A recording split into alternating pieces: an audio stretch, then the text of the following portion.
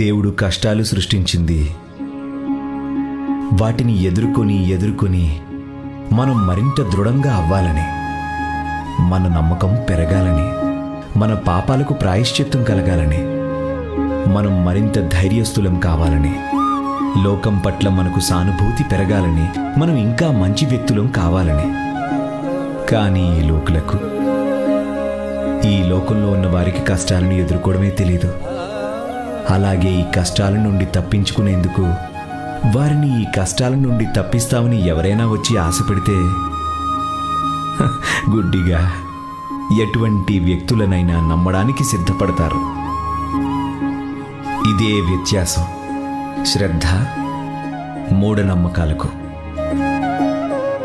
శ్రద్ధ మన మీద మనకున్న నమ్మకాన్ని పెంచుకోవడం నేర్పిస్తుంది. మన జీవితంలో సంఘటనలను నమ్మడం నేర్పుతుంది.